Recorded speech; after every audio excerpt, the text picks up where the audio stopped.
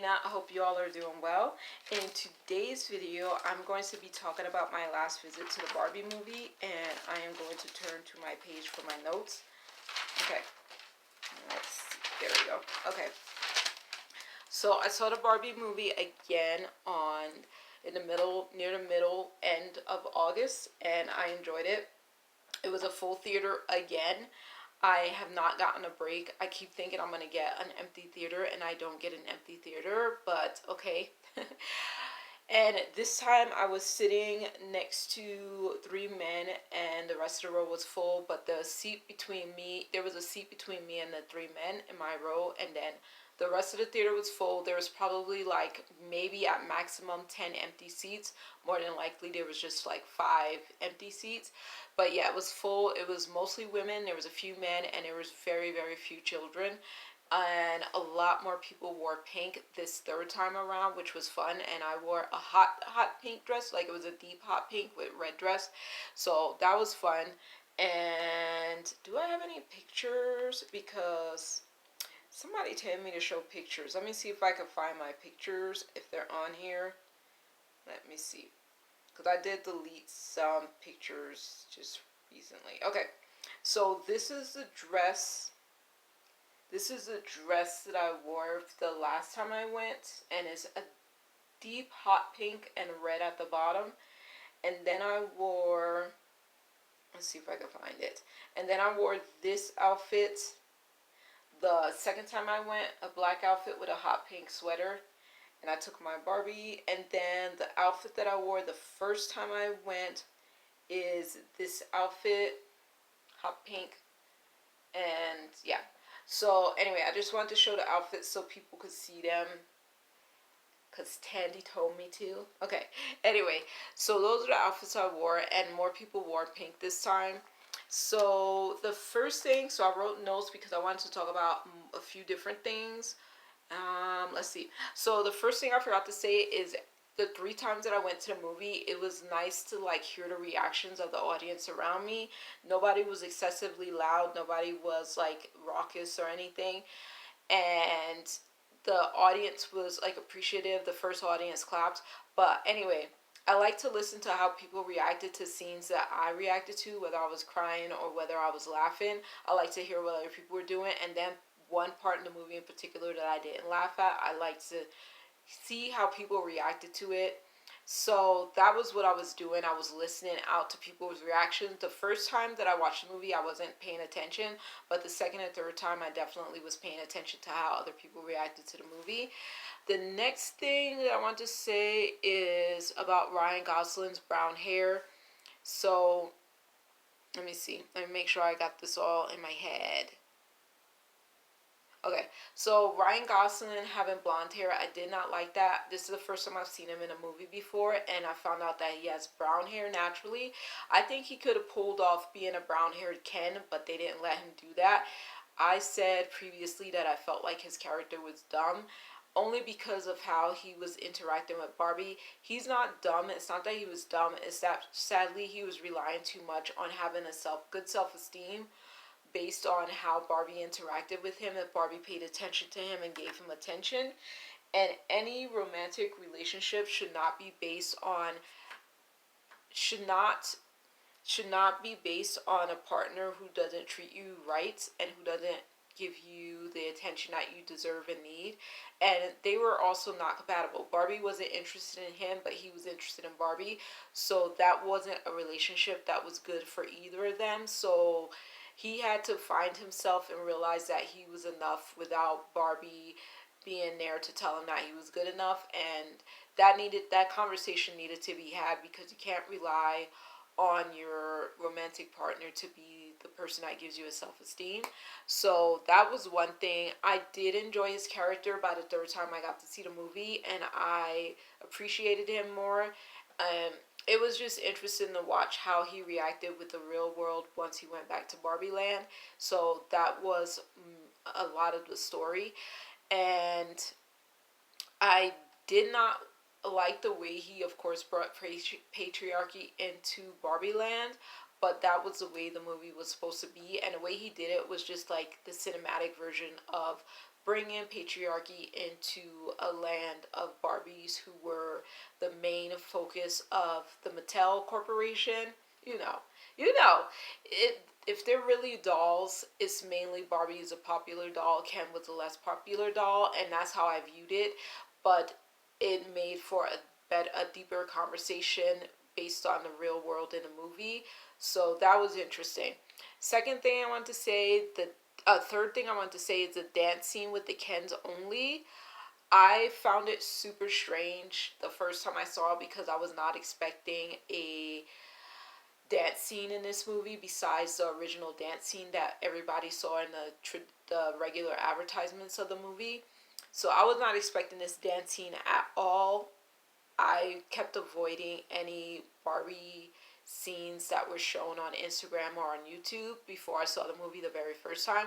So once I saw the dance scene for the third time, I was used to it. I actually enjoyed it. I listened to the lyrics a little bit more, and I enjoyed that the Kens were starting to be more supportive of each other instead of fighting each other. So I enjoyed that a lot. But normally, I get secondhand embarrassment when I watch people serenading people in movies. It's like a weird quirk that I have, but I get it just happens. And I also get super uncomfortable and annoyed when there's dance scenes in movies that are not advertised as musicals, because I like musicals and I love Bollywood movies, and they have dance scenes and music in them. And if a movie is not advertised as a musical, I get so stressed and annoyed when there's a dance scene that I was not expecting. So that's how I felt the first time I watched the Barbie movie, but I was literally used to it by the third time. And what's funny is the guy closest to me in my row, he was like, "What is this?" Like, he didn't yell it, but he was like, "What is going on?" And that's basically the reaction I had the first time I saw that. So it was funny to hear that from a guy. So yeah, that was his reaction. I enjoyed it by the third time that I saw it. My next point is America Ferrera's speech by her Gloria character. It was deep. It was very deep, and it was a smart speech, and people clapped on it the first time I saw the movie. The second and third time I saw it, nobody clapped or said anything. Nobody reacted to it. It's a very deep speech, but at the same time,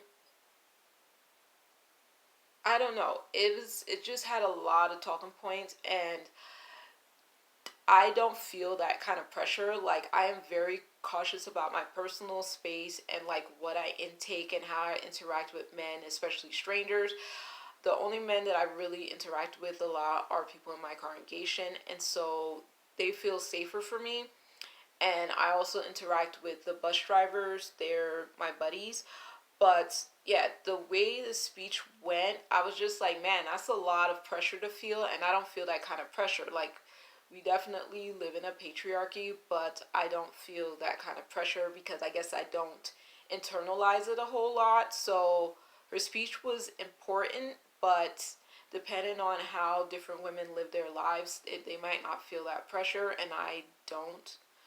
Like, yeah, if I'm, yeah. So I'll say that. So the fifth point I wanted to make is when the teenage daughter of the Gloria's character said that original stereotypical Barbie was being a white savior Barbie, and yeah, go white savior Barbie. I found that offensive, inaccurate, and ridiculous. It wasn't applicable in the situation because what Barbie was doing is she was experiencing an existential crisis, as we call it, and she wanted to get things back to normal in Barbie Land prior to her going to the human world, and then after going to the human world and seeing what Ken's interaction with the human world did to Barbie Land. She definitely wanted things to change back to the way they were, and she had already done that. She had already wanted that when we first met her in the movie. So for the teenager to kind of flippantly call her that when the white savior complex has a very deep connotation, and it's usually bad, and it's usually based on people trying to change another culture to fit more into their culture, which is like European based. That was very inaccurate and offensive, I felt, because I was just like, that please say things when they're correct and don't flippantly say anything. So The teenage character is very political. I used to be political as a teenager, but I also didn't have something to say about every given situation when I was more politically minded. When I was politically minded, I'm not anymore. So yeah, I just thought that was like kind of rude of her to say so flippantly like that. But she grew as a teenager as well. So the sixth point is that I loved how the movie separated the real world and a Barbie land from each other, because it was very separated, and the patriarchy in the real world of the movie was very cinematic, um, and it was just like overdone in that way. That I mean cinematic, like usually overdone and dramatic. It was overdone because we do see the way the world is, and we see the way the patriarchy exists in the USA, but at the same time it's not it's not always overbearing the way it was kind of portrayed in the movie.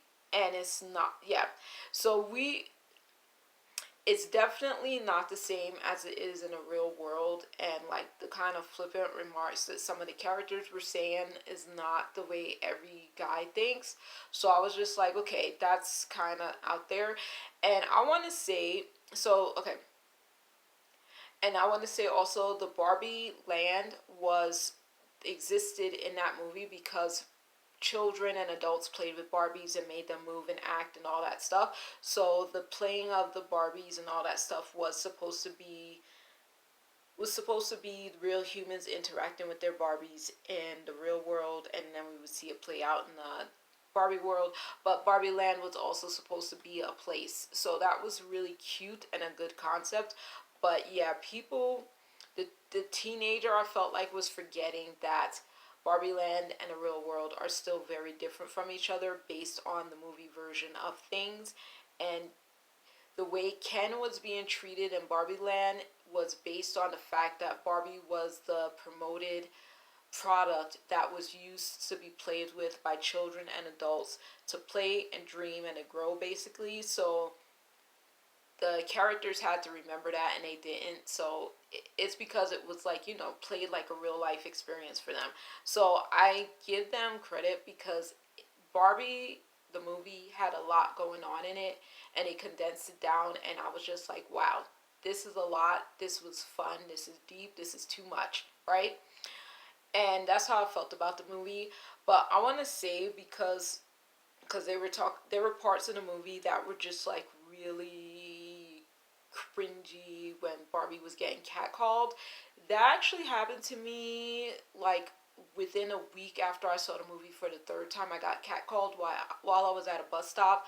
I had my back turned to traffic. I was wearing a red outfit with a hat on, and I had my back turned to traffic, and somebody like whistled and hollered at me from traffic. I didn't even turn around to see who it was because catcalling makes me mad, and I just feel offended. So I was just like, I'm gonna ignore that. That does not happen too often, thankfully. And what Barbie experienced in the movie just was like a really aggressive version of it. And anytime that I've been catcalled by somebody who was at their place of business, I reported them, and I don't play that. Like with a stranger catcalling me like that, I ignored him. If anybody has done that, I've always ignored them unless they worked at the place where they were doing that, then I reported them. So we do see things like that in real life, and just have to deal with it accordingly. So the other thing I wanted to say is, with this movie, this was the first movie that I was just like, where is God in this movie? Especially at the part where the Billie Eilish song was playing and Barbie was seeing things. I was like, where is God in this movie? But then I was like, you know what? They kept it so separated. They kept Barbie Land and the real world in the movie so separated. Like, there was no way they were going to bring God into that movie. It was just me being a Christian, like, putting that in my head. Normally, when I watch movies, I don't even, excuse me, I don't even have that question. So it was interesting that it came into my head for Barbie, because Barbie's a toy. And it was just something I was thinking about, because that particular scene with the Billie Eilish song was so beautiful, so touching. It just felt so human, and a lot of humans want to have a relationship with God. So I was just like, oh my goodness. So it was just very touching to me, and that's how I felt, and that's why for like the first two times that I saw it, I didn't know how I felt about the movie, because that question was kind of like nagging at me a little bit in the back of my head. So that's the end of my thoughts from seeing the movie a third time. I don't want to see it again in the theater, because I almost left the theater the last 20-30 minutes of the movie the third time I saw it, because I was kind of like done with the movie, and I enjoyed it, but I was like done. I was overwhelmed.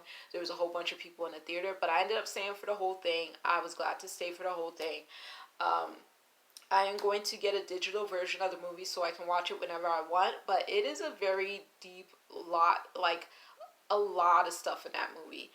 And I took this Barbie with me the second time I went. I took this Barbie with me the third time I went. I bought the CD. I pre-ordered this and then got it within the time frame that they said. It has 19 songs on it. I love it. I don't like songs number 3 or song number 6.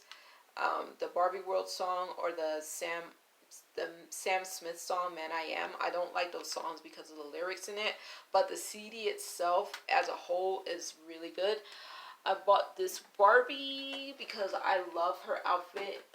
I love this outfit. There's another outfit that I love too. I love her outfit. That's the outfit just before she has a breakdown, and then she like takes off her jacket and kicks off her shoes and takes off her hat. I love that outfit. It's like a paisley plaid greenish bluish outfit with a little bit of hint of pink, I think, in it. I love that outfit, and I love this outfit. So I had to buy this Barbie. That other Barbie I might not get because it's over $100. It's almost $200. So more than likely I will not get that Barbie, even though I really, really want her. Anyway, so that's the end of my video. I'm going to link to you a video that I watched a review of. There's a channel that I've been following for maybe half a year now called Taylor Red TV. It's identical triplets who are named Nikka, Nicole, and Natalie, and they did a review of watching the Barbie movie. One of them really doesn't care for Barbie. The other two I think do, and I love watching their reactions, so I'll link that video to you, because they actually show some of the scenes in the movie, and I think they did a really good job in reviewing it and sharing their thoughts and stuff, and I enjoy watching it. But yeah, I love their channel. They mostly do a lot of shorts, but they've been doing a lot of reaction videos lately, so I've been enjoying that. So I'll link that. Let me know if you have any questions. Let me know if you saw the movie and if you enjoyed it or if you didn't enjoy it, and I'll talk to y'all later. Have a good night, have a good week, and take care. Bye.